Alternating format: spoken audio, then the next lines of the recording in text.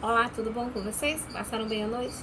Pois é, nós estamos aqui para estudar a lição 1, né? Unidade na diversidade, e hoje é o tópico de quarta-feira, ou como nós chamamos o quarto tópico, contemplando a Jesus pela oração. A letra A diz para fornecer exemplos que mostrem que Jesus Cristo orava em segredo e com o que nós podemos aprender disso. Em Marcos 1,35 diz: E levantando-se pela manhã muito cedo, estando ainda escuro, saiu e foi para um lugar deserto e ele orava. Esse é um texto que demonstra a frequência com que Jesus orava.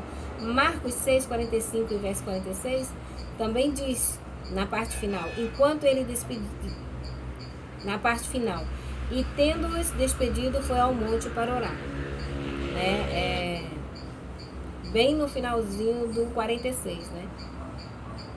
Então, o que a gente pode aprender disso é que Jesus era um homem de oração, que ele buscava, depois de um dia de trabalho, né? Porque esse Mateus 6, 45, 46, fala que Jesus Cristo obrigou os seus discípulos a entrar no barco para passar adiante, e quando eles chegaram no outro lado, que era Betsaida, né, ele despediu a multidão, e depois que ele despediu a multidão, ele foi orar. Né? Então Jesus era um homem de oração. Às vezes ele não ia orar à noite, depois de um dia de trabalho, ele orava de manhã bem cedo. Ainda estava escuro, como diz o texto de Marcos 1,35. Né? E por vezes passava a noite toda orando. Já é uma outra situação. Em Lucas 6,12 diz: Jesus saiu para o monte para orar e passou a noite orando a Deus. Nesses três exemplos, você vê momentos diferentes. No primeiro, em Marcos, Jesus levanta muito cedo para orar. Em Marcos 6, você vê Jesus, depois de um dia de trabalho, indo orar. E em Lucas 6, você vê Jesus uma noite inteira de oração. Então, esses são os exemplos para nós, né? A necessidade que Jesus tinha de orar, e no momento que ele tinha esse momento livre, ele ia lá falar com o Pai. Diz aqui, ó, ele é o nosso exemplo em todas as coisas, é um irmão em nossa fraqueza, pois como nós, em tudo foi tentado, mas sendo aquele que nunca pecou, sua natureza se afastava do mal.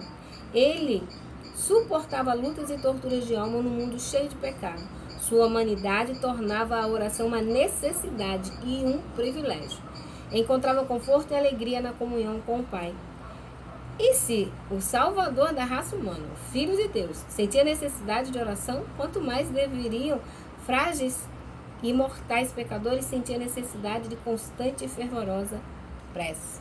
Você encontra esse texto escrito lá no livro de Caminho a Cristo, página 93 e 94. Pois é. Jesus, quando habitou no nosso meio, ele procurava orar, né? Ele tinha o hábito de orar, né? Ele se identificava com as nossas fraquezas e ele se tornou um suplicante, buscando ao Pai todos os dias para buscar suplementos de força, a fim de que pudesse se preparar para o dever e para a aprovação. E nós? Não devemos fazer igual? Né? E isso é o que nós devemos aprender. Né? Que nós precisamos buscar todos os dias suplemento de força para resistir à tentação e para cumprir o nosso dever. A pergunta B. O que lemos sobre a vida devocional do profeta Daniel e a respeito do rei Davi? Bom, Daniel, né, ele orava 3 vezes ao dia, de joelhos. Né? Mesmo tendo saído ali o decreto do rei Dário, ele permaneceu firme. O decreto dizia que ninguém podia orar a outro Deus, né? A não ser ao rei, sob pena de ir para a cova, né? Mas ele fez o quê? Ele continuou orando a Deus 3 vezes ao dia, de joelhos. Foi para a cova e o Senhor o guardou. Daniel era um homem de oração. E Daniel, pois, quando soube que as escrituras estavam assinadas, que a escritura estava assinada, entrou em sua casa Orava no seu quarto, janelas abertas da banda de Jerusalém. E 3 vezes ao dia se punha de joelho, orava e dava graças diante de Deus, como também antes costumava fazer. Nem se escondeu, Daniel se escondeu, tá? Ele abriu a janela e orava mesmo. Glória a Deus por isso. Bom exemplo que ficou para nós.